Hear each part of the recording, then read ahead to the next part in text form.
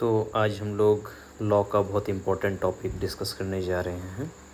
This is presented by me Tanveer Ashraf and ये topic जो आज का है लॉ ऑफ प्रॉपर्टी।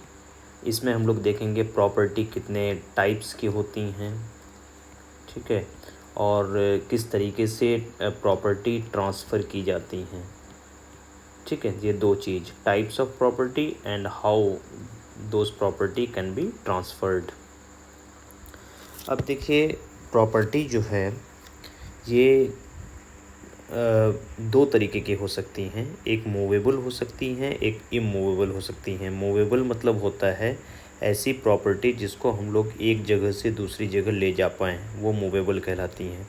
और एक इमूवेबल होता है जैसे लैंड, हाउस। क्या हम लैंड को एक जगह से दूसरी जगह शिफ्ट कर सकते हैं? नहीं। क्या एक घर को दूसरी जगह ले जा सकते हैं? नहीं। इसीलिए वो इमूवेबल प्रॉपर्टी कहलाती हैं। और मूवेबल प्रॉपर्टी क्या हो गया? जैसे चेयर, एक जगह से दूसरी जगह ले जा सकते हैं, चेयर हो गया। जैसे बेड हो गया, है कि नहीं, बेड। तो ये सारी चीज़ें क्या होती हैं? मूवेबल होती हैं।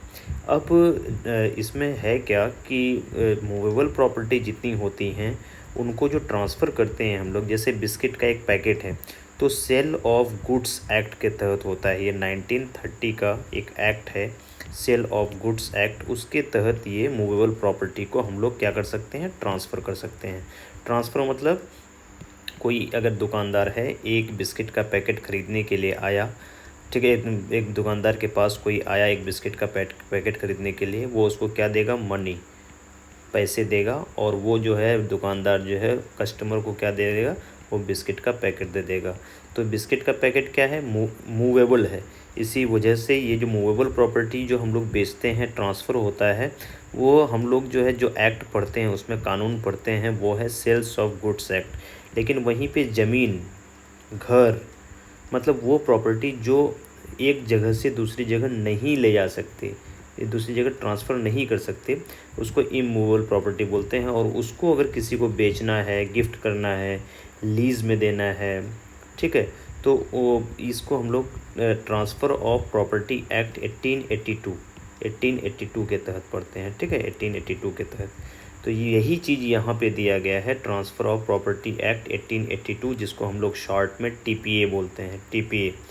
टीपीए जो है, टीपीए 1882 जो है वो इमूवेबल प्रॉपर्टी में ही लागू होता है, यहाँ पे बताया है।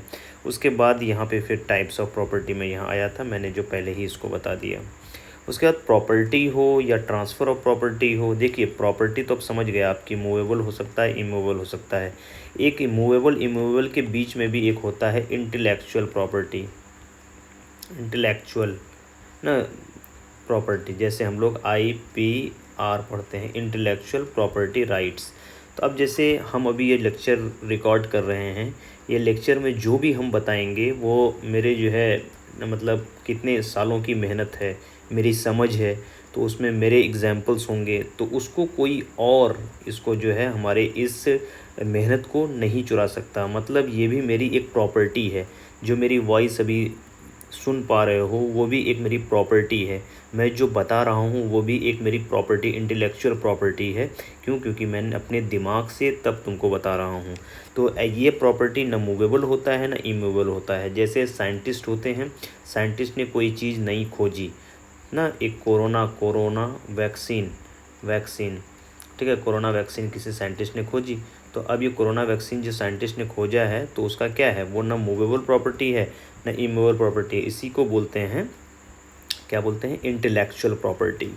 ये अभी के समय में 21st सेंचुरी में 2023 में हम लोग देख रहे हैं, ये बहुत तेज़ी से बढ़ने वाला प्रॉपर्टी है। क्या है? Property, intellectual property. आज के समय में नए चीज़ें लोग डिस्कवर करने के बाद उसको अपना जो है क्या दे देते हैं? एक ट्रेडमार्क दे देते हैं, टैग दे देते हैं, अपना पेटेंट ले लेते हैं। आगे पढ़ेंगे इसके बारे में हम लोग। तो ये प्रॉपर्टी जो है कहीं पे भी ये टीपीए में, ट्रांसफ़र ऑफ प्रॉपर्टी में डिफ़ाइन नहीं है, ठीक है। ट्रांसफ़र भी डिफ़ाइन नहीं किया गया है टीपीए में। लेकिन अगर देखा जाए तो प्रॉपर्टी किस तरीके की, तो एवरी इंटरेस्ट और right that has economic value, कोई भी ऐसी चीज़ जिसमें इकोनॉमिक वैल्यू है उसे प्रॉपर्टी बोला गया है। किसमें? TPA में, ट्रांसफ़र ऑफ प्रॉपर्टी एक्ट में। अब यहाँ पे भी बताया है यही चीज़, मूवेबल प्रॉपर्टी हो सकती है, इमूवेबल हो सकती है। अगर मूवेबल होगी बिस्किट का पैकेट तो sales of goods act of 1930, यहाँ साल नहीं दिया है, के तहत गवर्न होगा। लेकिन अगर इमूवेबल प्रॉपर्टी है तब transfer of property act of 1882 के तहत गवर्न होगा। ठीक है। अब सेक्शन TPA में, ट्रांसफ़र ऑफ प्रॉपर्टी एक्ट के सेक्शन 3 में बताया गया है कि मूवेबल प्रॉपर्टी, इमूवेबल प्रॉपर्टी क्या नहीं हो सकती हैं। तो यहाँ पे मतलब सेक्शन 3 TPA के सेक्शन 3 में ये नहीं दिया गया है कि इमूवेबल प्रॉपर्टी कौन सी होंगी, ये दिया गया है कौन कौन सी नहीं होंगी। उसमें क्या है? स्टैंडिंग टिम्बर, पेड़ है, पेड़ काट करके जो है लकड़ी बेचने के लिए रख दी हो, उसे स्टैंडिंग टिम्बर कहते हैं। ग्रोइंग क्रॉप्स, एक 2 बीघा का खेत है, उसमें क्रॉप तुम कोई किसी चीज़ की खेती किए हो तो वो क्या है? इमूवेबल प्रॉपर्टी नहीं होगी। ग्रास इमूवेबल प्रॉपर्टी नहीं होगी। तो TPA के सेक्शन 3 में ये नहीं दिया है कि इमूवेबल प्रॉपर्टी कौन कौन सी होंगी। इसमें 3 चीज़ दिया है, स्टैंडिंग टिम्बर, ग्रोइंग क्रॉप्स और ग्रास, ये इमूवेबल प्रॉपर्टी नहीं होंगी। ठीक है, इस तरीके से मतलब नेगेटिव डेफिनेशन दिया है इमूवेबल प्रॉपर्टी। और अच्छा, अगर इमूवेबल प्रॉपर्टी को इंक्लूड करना चाहें तो क्या होगा? लैंड होगा, बिल्डिंग होगा, benefits arising out of the land, जो लैंड्स के द्वारा जो बेनिफिट उगाए जा रहे हैं वो इमूवेबल प्रॉपर्टी होंगी। थिंग्स अटैच टू अर्थ, ठीक है, मतलब समझ लो कि इस तरीके से अर्थ में अटैच हो कि उसको ट्रांसफ़र ना किया जाए। जैसे बता रहे हैं तुम्हें, जैसे लैंड है, ठीक, लैंड। अब लैंड में जो है एक, मान लो ये एक ज़मीन है, ज़मीन में तुमने एक छोटा सा घर बना दिया। अभी छोटे से घर को बनाओगे तो क्या इसको, घर को क्या क्या करना होगा? इतनी मतलब बहुत अंदर तक क्या देना पड़ता है? फाउंडेशन देना पड़ता है, नींव देना पड़ता है। उस नींव को दे करके घर बना रहे हो तो उसको, उस दीवार को इस हिसाब से खड़ी किए हो कि इसमें से, लैंड में से उसको डिटैच नहीं किया जा सकता है, उसको हटाया नहीं जा सकता है। तो ये दीवार भी क्या हो गई? इमूवेबल हो गई, मतलब समझे, मतलब उसको ट्रांसफ़र नहीं किया जा सकता। अब इस दीवार पे जो है तुमने मान लो ये घर बनाने के बाद उस एक पंखा लगा दिया। अब पंखे को इस हिसाब से सेट किए हो कि उसको उखाड़ा घर से अलग नहीं किया जा सकता है, तो वो इमूवेबल प्रॉपर्टी हो जाएगी। अब पंखे को इस हिसाब से लगाया हो कि उसका नट वट खोल करके जो है उसको कहीं बाहर ले जाया जा सकता है, तो वो फिर मूवेबल हो जाएगी। मतलब समझो इसमें जो है किस हिसाब से, अगर कोई भी चीज़ इस हिसाब से एक इमूवेबल प्रॉपर्टी में अटैच किया गया है कि वो एक परमानेंट बेनिफिट के, परमानेंट काम में आ रहा है, तो उसे जो है हम लोग इमूवेबल प्रॉपर्टी बोलेंगे। कौन सा मूवेबल प्रॉपर्टी होगा, कौन सा इमूवेबल प्रॉपर्टी होगा, ये एक सुप्रीम कोर्ट का एक केस है, Shantabai versus state of Bombay, 1958 का केस है। इसमें ये था कि मतलब पेड़ जो लगा रहे हैं हम लोग, इसमें यही एक डिस्प्यूट था, पेड़ जो हम लोग लगा रहे हैं तो ये पेड़ जो है ज़मीन से जो है रूट्स में अटैच है। तो ये देखा तो ये पेड़ जो है क्या होगा, ये क्योंकि ज़मीन से अटैच है तो ये क्या होगा? एक मूवेबल प्रॉपर्टी होगी एक पेड़, या इमूवेबल प्रॉपर्टी होगी? ये इस पे जो है एक मतलब ये कोर्ट में ये मामला चला गया था। इस केस का नाम है Shantabai versus state of Bombay, कि पेड़ क्या होगा, मूवेबल कि इमूवेबल। तो फिर कोर्ट ने ये डिसाइड किया कि ये देखा जाएगा कि जो पेड़ है वो जो लगा रहा है वो किस नीयत से, किस इंटेंशन से लगा रहा है। अगर वो फल खाने के इंटेंशन से लगा रहा है तो वो इमूवेबल प्रॉपर्टी होगा, ठीक है। और वो अगर चाह रहा है कि इसकी लकड़ी बना करके बेचेंगे, ये पेड़ बड़ा होगा तो इसकी लकड़ी बहुत अच्छी होती है, इससे पलंग बनाएंगे, तो फिर वो मूवेबल प्रॉपर्टी हो जाएगा। इस केस में यही डिसाइड हुआ था। फिर बहुत सारे ऐसे केसेस हैं जिसमें मतलब मूवेबल और इमूवेबल, मार्शल वर्सेस ग्रीन भी एक ऐसे केस था, इंग्लिश केस है ये ना, इंग्लैंड का है। लेकिन इसमें भी यही डिसाइड हुआ था कि कौन सा मूवेबल होगा, कौन सा इमूवेबल होगा। अब देखो ट्रांसफ़र, क्योंकि मूवेबल और इमूवेबल देख लिए, तो हम लोग जब ट्रांसफ़र के बारे में पढ़ते हैं ना तो मूवेबल प्रॉपर्टी के बारे में उतना नहीं पढ़ते हैं। बताओ क्यों? क्योंकि मूवेबल प्रॉपर्टी का ट्रांसफ़र बहुत ईजिली हो जाता है। जैसे एक बिस्किट का पैकेट है, कोई आया, पैसे दिया, मनी दिया, मनी दिया, उसको डायरेक्ट डिलीवर कर दिए, उसको उसके हाथ में दे दिए वो बिस्किट का पैकेट, वो ले गया, हो गया, ये मतलब मूवेबल का ट्रांसफ़र। लेकिन इमूवेबल प्रॉपर्टी में जो है ट्रांसफ़र इतनी आसानी से नहीं होती हैं। तो इसी वजह से, और इसमें कई तरीके के ट्रांसफ़र भी होते हैं। जैसे अगर किसी आदमी को ज़मीन हम दे रहे हैं, या तो उसको बेच देंगे जिसको बोलते हैं सेल, या उसको क्या करेंगे, लीज़ पे दे देंगे जिसको बोलते हैं पट्टे पे देना, सॉरी, या तो किस पे दे देंगे, गिफ्ट कर देंगे, ठीक है, या तो एक्सचेंज कर देंगे, या तो मॉर्गेज कर देंगे जिसको हम लोग गिरवी बोलते हैं। तो एक इमूवेबल प्रॉपर्टी को सेल किया जा सकता है, लीज पे दिया जा सकता है, गिफ्ट किया जा सकता है, एक्सचेंज किया जा सकता है, मॉर्गेज में दिया जा सकता है, ठीक है। ये 1 बाय 1 इसमें आप देख सकते हैं ट्रांसफ़र किस तरीके से। तो ट्रांसफ़र यहाँ पे कैसे किया जा सकता है वो भी हम बताएंगे। पहले यहाँ देख लेते हैं हम लोग। ये डॉक्ट्रिन ऑफ इलेक्शन है जो सेक्शन 35 TPA है। ये सारा चीज़ कूपर वर्सेस कूपर में इसको किया गया था, लिस्पेंडेंस है।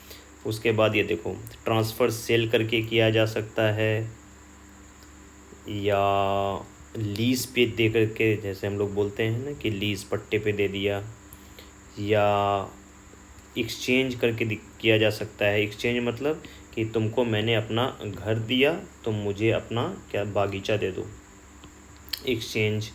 गिफ्ट किया जा सकता है। गिफ्ट मतलब एक आदमी कुछ दे रहा है लेकिन दूसरे आदमी कोई कुछ दे नहीं रहा, मुफ्त में मिलने वाली चीज़ गिफ्ट होती है, ठीक है। उसके बाद देखो, जैसे हम बता रहे थे इंटेलेक्चुअल प्रॉपर्टी का, इंटेलेक्चुअल प्रॉपर्टी मतलब trademarks, patent, copyright, design, geographical indication, ये हम अगले में बताएंगे, ठीक है। यही मतलब इतना ही है, लेकिन ये जो है बहुत डिटेल में यहाँ से है। कहाँ से? ट्रांसफ़र से। ट्रांसफ़र मतलब यहाँ ट्रांसफ़र से मतलब ट्रांसफ़र कौन कौन कर सकता है? तो जो कॉन्ट्रैक्ट कर सकता है वो ट्रांसफ़र कर सकता है। जैसे 18 साल से ऊपर होना चाहिए, साउंड माइंड होना चाहिए, पागल नहीं होना चाहिए, नॉट डिस्क्वालीफाइड बाय लॉ, किसी कानून के द्वारा जो है उसको ये नहीं होना चाहिए कि इस कानून के द्वारा ये नहीं कर सकता है, मतलब कानून उसको डिस्क्वालीफाई ना करे, वो भी ट्रांसफ़र कर सकता है। जो ट्रांसफ़र करता है उसे ट्रांसफ़रर बोलते हैं। जो ट्रांसफ़र कर रहा है उसे ट्रांसफ़र बोलता है। जिसके नाम में ट्रांसफ़र हो रहा है वो ट्रांसफ़र ही कहलाता है। जैसे हम तुम्हें एक ज़मीन बेच रहे हैं तो हम ट्रांसफ़र हो गए, और तुम कौन हो गए? ट्रांसफ़र ही हो गए, ठीक है। अब यहाँ पे दिया हुआ है कि 100 रुपये से ज़्यादा की अगर प्रॉपर्टी है, इमूवेबल प्रॉपर्टी है और 100 रुपये से ज़्यादा की है, तो उसको ज़रूरी है कि रजिस्ट्रेशन करके ही ट्रांसफ़र करना होगा, ठीक है। लेकिन अगर टेंजिबल है तो टेंजिबल मतलब कि अगर उसको छू सकते हैं और वो लेस देन 100 रुपीज़ की है कोई प्रॉपर्टी, मतलब 100 रुपये से ज़्यादा की प्रॉपर्टी है, तो उसको रजिस्ट्रेशन मतलब रजिस्ट्री ऑफिस में जा कर के रजिस्ट्रेशन करवाना बहुत ज़रूरी है, नहीं तो वो ट्रांसफ़र वैलिड नहीं होगा। और अगर कोई प्रॉपर्टी है जिसको छू सकते हैं और उसकी वैल्यू 100 रुपये से कम है, तो उसको सिर्फ उस इंसान को जिसको ट्रांसफ़र करना हो उसको उठा करके डिलीवर कर दो, वो ट्रांसफ़र हो जाएगा। लेकिन कोई ऐसी प्रॉपर्टी है जो इनटेंजिबल है, उसको छू नहीं सकते हैं, ठीक है, तो उसको भले ही वो 100 रुपये से ज़्यादा की हो या 100 रुपये से कम की हो, उसको रजिस्ट्री करवाना ही होगा, रजिस्टर्ड इंस्ट्रूमेंट से ही होगा। जैसे शेयर्स, बॉन्ड्स, जैसे 90 रुपये का जो है एक शेयर है किसी कंपनी का, ठीक है, ये 100 रुपये से नीचे हुआ, 90 रुपये का है, तो अगर क्योंकि किसी शेयर को हम लोग टच नहीं कर सकते, किसी बॉन्ड को टच नहीं कर सकते, इसीलिए ये 90 रुपये का है, 100 रुपये से कम है, उसके बावजूद इसका रजिस्ट्रेशन करवाना होगा।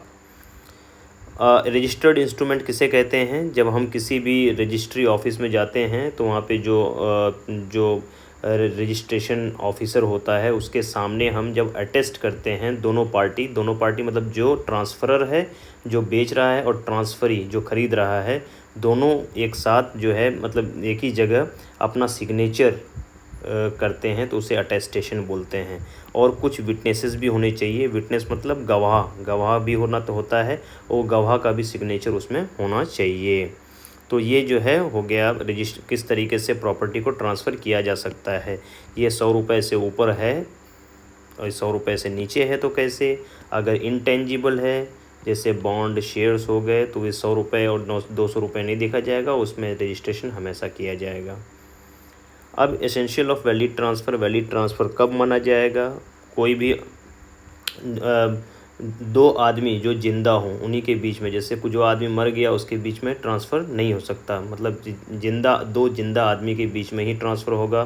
फ्री फ्रॉम इनकम्बरेंसेस, जैसे एक लैंड है उस पर जो है 10 लाख का लोन लिया हुआ है तो ये लैंड ट्रांसफ़र नहीं किया जाएगा।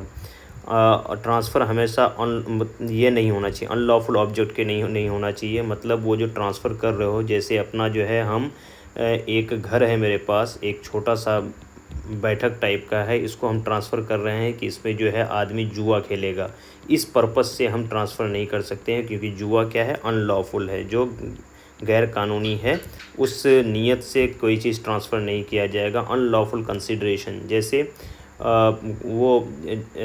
जैसे ये एक ज़मीन तुमको हम देंगे अगर तुम मेरे लिए जो है किसी का मर्डर कर दोगे, तो मर्डर क्या हो गया, कंसिडरेशन मतलब होता है बदले में जो प्रतिफल हम लोगों को मिलता है। तो अब एक ज़मीन अगर किसी को हम दे रहे हैं और उसमें जो है रजिस्ट्रेशन में लिख रहे हैं कि इस ज़मीन को हम इसलिए दे रहे हैं क्योंकि इसने मेरे लिए दूसरे का मर्डर किया है, तो ये जो है अनलॉफुल कंसिडरेशन इसमें नहीं होना चाहिए। कंसिडरेशन मतलब कि हम लोग ट्रांसफ़र करने के समय में जो पैसे, रुपए या किसी भी चीज़ को लेते हैं उसे कंसिडरेशन बोलते हैं। ये कॉन्ट्रैक्ट एक्ट में इसके नेक्स्ट वाले टॉपिक में और अच्छे से दिया हुआ है। ठीक है, अब इसमें इतना ही सब उतना पढ़ना नहीं है, लेकिन हाँ ये डॉक्ट्रिन ऑफ इलेक्शन, ये देख रहे हो, इलेक्शन मतलब समझते हो, जैसे नॉर्मल लैंग्वेज में हम लोग इलेक्शन में तो समझते हैं चुनाव, लेकिन यहाँ चुनाव से रिलेटेड नहीं है ये।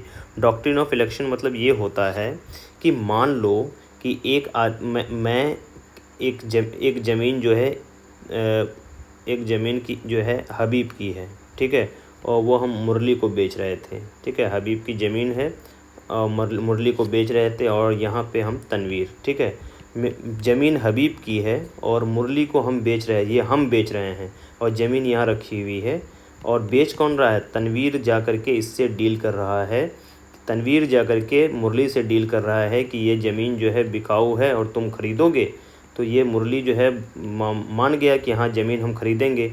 मुरली जो है इसमें जो मुरली ने इसको तनवीर को जो है कितने रुपए दिया, 1 लाख रुपए दिया। ये 1 लाख रुपए तनवीर क्या किया कि हबीब को ले जा कर के दे दिया, ठीक है। अब 1 लाख रुपए हबीब को ले जाकर जब ये हबीब को दिया तो हबीब 1 लाख रुपए देखते ही जो है वो बेहोश होके गिर गया कि 1 लाख रुपए एक बैग देखा हबीब ना, तो बेहोश होके गिर गया। होश आया तो उसके बाद वो खुशी खुशी 1 लाख रुपए रख लिया। अब हबीब बोलता है कि 1 लाख रुपए लेने के बाद फिर जो है 1 महीने 2 महीने बीत गए, उसके बाद बोलता है कि हम जो है ज़मीन नहीं बेचेंगे, पैसे हमको ज़मीन नहीं बेचनी है।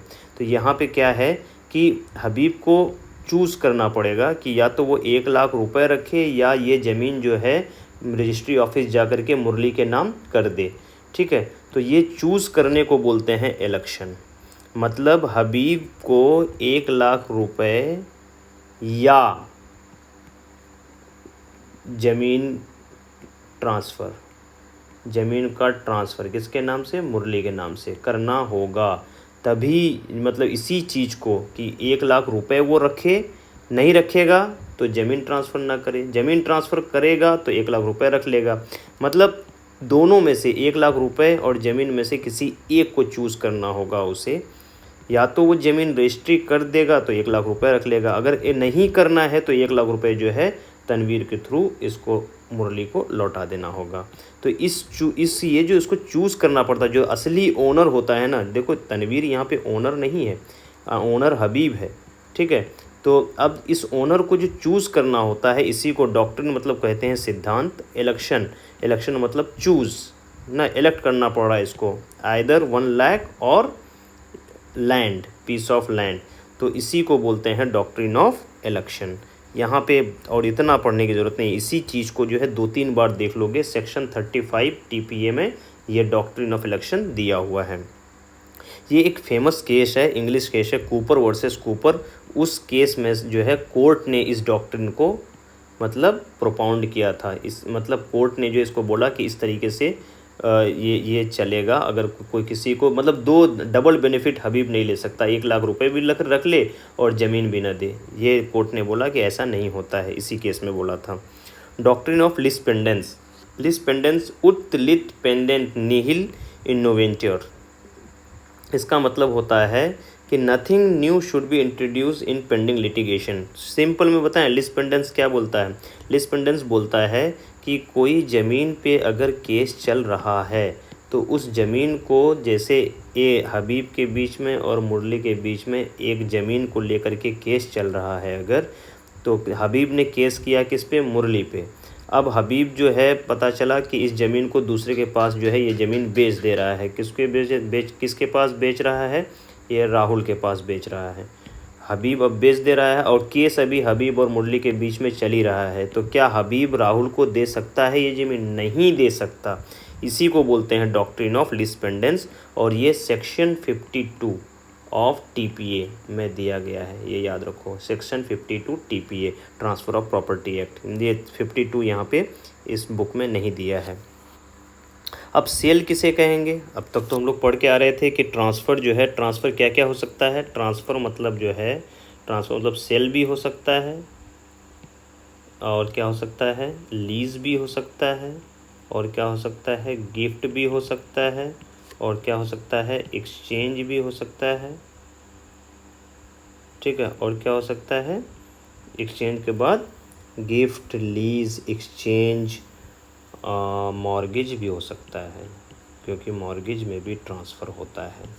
अब पता है ये सारी चीज़ें बहुत अलग अलग हैं। सेल मतलब कोई तुमको पैसा दिया और तुम उसको ज़मीन दे दिए, ये सेल हो गया।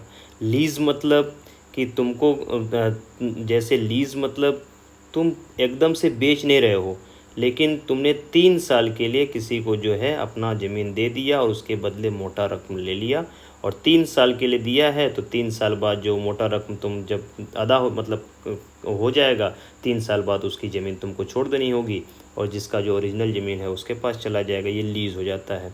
सेल मतलब एक बार में जो सेल कर दिया, ठीक है। लीज़ मतलब कुछ समय के लिए, कुछ पैसे के लिए जो ज़मीन दिया जाता है, ठीक है। और गिफ्ट मतलब कि बिना, अब तुमको हम 1 बीघा ज़मीन दे रहे हैं और बदले में 1 रुपये अगर नहीं ले रहे हैं तो वो गिफ्ट हो गया। एक्सचेंज मतलब कि मान लो कि मेरे पास एक बहुत 4 डिसमिल में बहुत एक अच्छा मकान है, वो मकान तुम्हें बढ़िया लग गया। अब तुम उसके बदले हमको जो है खेत वाली ज़मीन जो है 50 बीघे देना चाह रहे हो, तो हम सीधे तुमको वो ज़मीन 50 बीघे की वैल्यू बहुत ज़्यादा है, लेकिन मेरा घर तुमको इतना अच्छा लग गया है कि तुम कह रहे हो कि आप मेरा 50 बीघा ज़मीन रख लीजिए, बदले में हमको अपना घर दे दीजिए। यहाँ मनी नहीं आ रहा है, पैसे नहीं आ रहे हैं। सेल में क्या होता है, सेल में मनी के बदले में हम ज़मीन देते हैं। यहाँ पे क्या, एक घर के बदले में ज़मीन दे रहे हैं, तो इसे एक्सचेंज बोल दिया। मॉर्गेज क्या होता है, जैसे हमको लोन उठाना है तो लोन उठाने के लिए जो हम गिरवी रख के आते हैं, वो देखो गिरवी उसके पास रखना पड़ रहा है, वो भी ट्रांसफ़र हो रहा है, लेकिन वो परमानेंट नहीं हो रहा है। जैसे ही तुम लोन चुका दोगे प्रॉपर्टी तुम्हारे पास, तो ये मॉर्गेज हो गया। तो ये जो है सेल, देख लो सेल क्या है। ये सेल जो है सेक्शन 54 ऑफ टीपीए में, टीपीए में जाओगे तो सेक्शन 54 में सेल डिफाइन है। जो आदमी बेचता है उसे सेलर कहते हैं, ठीक है, और जो आदमी खरीदता है उसे बायर कहते हैं, बायर। और सेल में क्या होता है, ट्रांसफ़र ऑफ ओनरशिप, मतलब तुम्हारा जो है मालिकाना हक ट्रांसफ़र होता है सेल में। मालिकाना हक मतलब मालिक बदल गया सेल में, ठीक है, ध्यान से रखना हो, ट्रांसफ़र ऑफ ओनरशिप, क्योंकि आगे जो है। और अब देखो, क्योंकि ये बहुत बड़ा टॉपिक होता है सेल, यहाँ पे लायबिलिटी ऑफ सेलर मतलब कि सेलर की क्या क्या जिम्मेदारी होगी, फिर liability rights of seller, seller के क्या क्या अधिकार होंगे, फिर right of buyer, liability of buyer मतलब बायर के जो है जो ख़रीदेगा उसकी क्या क्या लायबिलिटीज़ हैं, मतलब क्या क्या जिम्मेदारियां हैं, और राइट्स उसका ऑफ बायर, बायर की क्या क्या अधिकार हैं। तो ये इस तरीके से चलता है, ठीक। उसके बाद लीज़ देख लो, अभी बता रहे थे ना कि ट्रांसफ़र, सेल में ट्रांसफ़र क्या होता है, ओनरशिप। लीज़ में क्या ट्रांसफ़र हो रहा है, right to enjoy property. Ownership transfer नहीं होता है। लीज में 3 साल के लिए, जैसे हमको एक स्कूल खोलना है और तुम्हारी ज़मीन को हमने 10 साल के लिए ले लिया अगर, तो 10 साल के ले लिया और तुमको जो है एक बार में मान लो 5 लाख रुपए दे दिया। उसके बाद बोला कि हर महीने जो है मतलब 50-50 हज़ार रुपये देंगे, ये ज़मीन तब 10 साल के लिए 10 ईयर्स के लिए, तब तक आप इसको हमको नहीं हटा सकते। तो ऐसी सिचुएशन को लीज़, ऐसे कंडीशन को लीज़ बोलते हैं। ठीक है, जो लीज़ करता है उसे लेसर बोलते हैं। जैसे तुमने मेरी ज़मीन है अगर, तो हम लेसर हो गए, जिसको मैंने लीज़ पे दिया वो लेसी हो गया, ये लेसी हो गया। ठीक है, लेसर और लेसी, जो लीज़ करेगा वो लेसर होगा, जिसको करेगा लेसी होगा।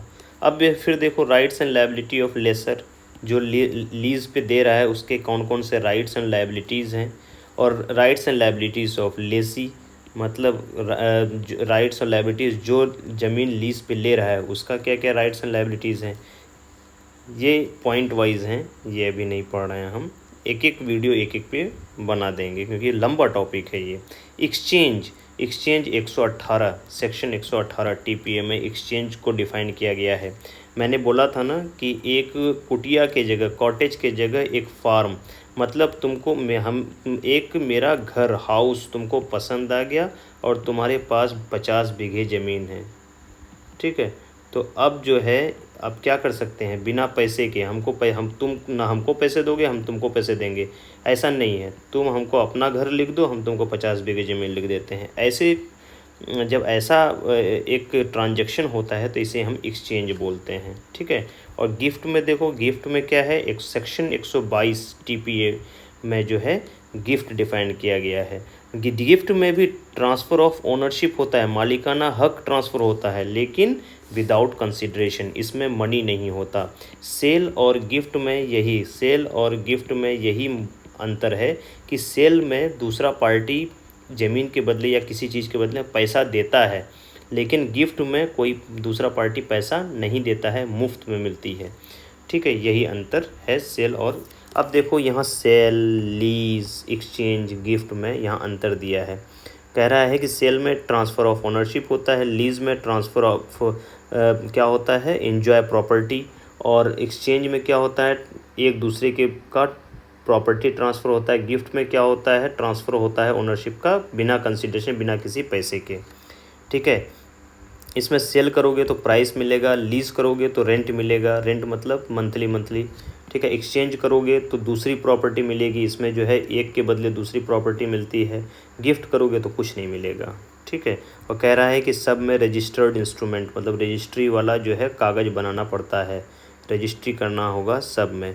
अब देखो इंटेलेक्चुअल प्रॉपर्टी मतलब क्या होता है, ऐसी प्रॉपर्टी जो इंसान जो है अपने दिमाग से बनाया हो, जैसे कोई इन्वेंशन कर दिया हो, कोई आर्टिस्टिक वर्क है, मैंने एक पेंटिंग बना दी, वो पेंटिंग इतनी ज़्यादा फेमस हो गई कि अब वो 5-5 करोड़ में बिक रही है, CR में, 5 CR में, तो ये जो है क्या है, हो जाएगा इंटेलेक्चुअल प्रॉपर्टी हो जाएगी।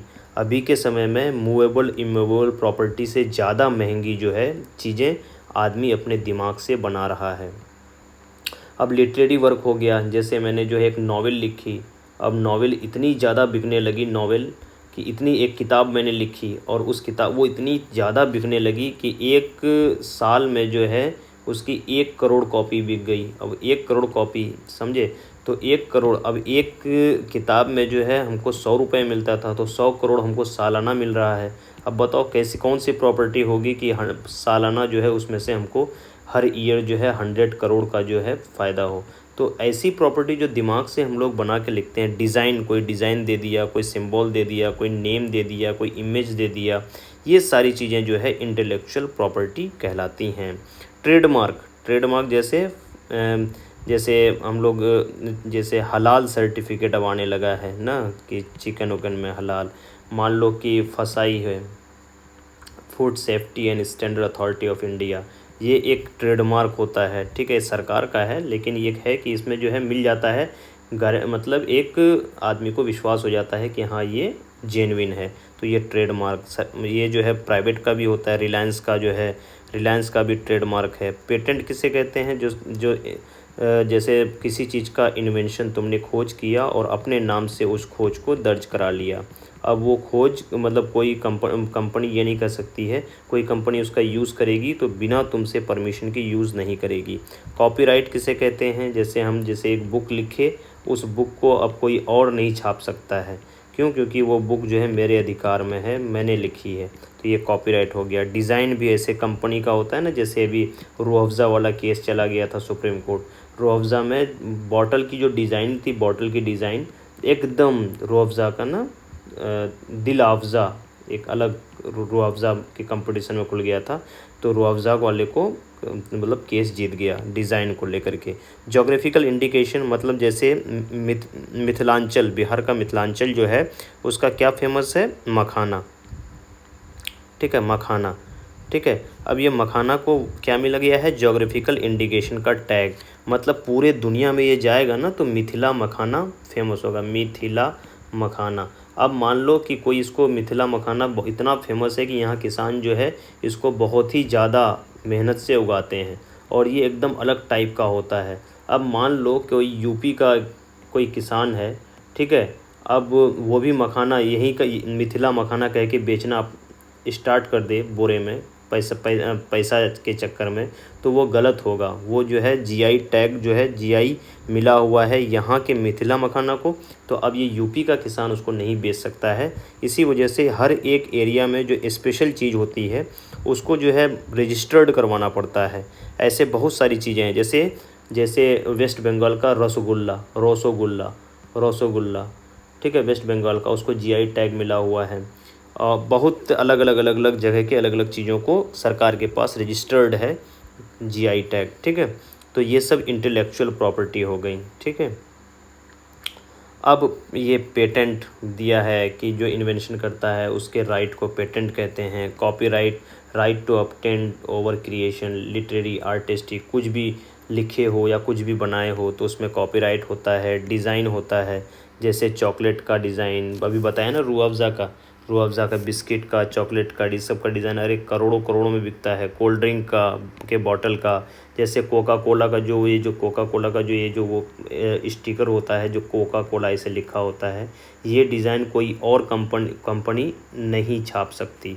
क्यों? क्योंकि इसमें इसका जो है इंटेलेक्चुअल प्रॉपर्टी है कोका कोला का। वो ज्योग्राफिकल इंडिकेशन में देखो, दार्जिलिंग टी, अगर तुम यहाँ ना कटिहार में टी उगा रहे हो, उसमें दार्जिलिंग टी लिख रहे हो, तो इस पर केस हो सकता है। दार्जिलिंग टी वाला जो है केस कर सकता है, क्योंकि दार्जिलिंग टी को जीआई टैग मिला हुआ है। जीआई मतलब ज्योग्राफिकल इंडिकेशन टैग, ये सरकार देती है। तिरुपति की लड्डू, और जैसे हमने बताया था कि जो पटना में जो हनुमान मंदिर है पटना में, वहाँ की जो वहाँ का जो प्रसाद है उसको जीआई टैग मिला हुआ है, ज्योग्राफिकल इंडिकेशन। ठीक है, तो ये जो है हमने जल्दी ही करवाया, लेकिन इसमें जो है इसको जितनी बार सुनोगे उतना इसमें तुम्हें फ़ायदा मिलेगा। तो इसके लिए अभी तक के लिए बस इतना ही।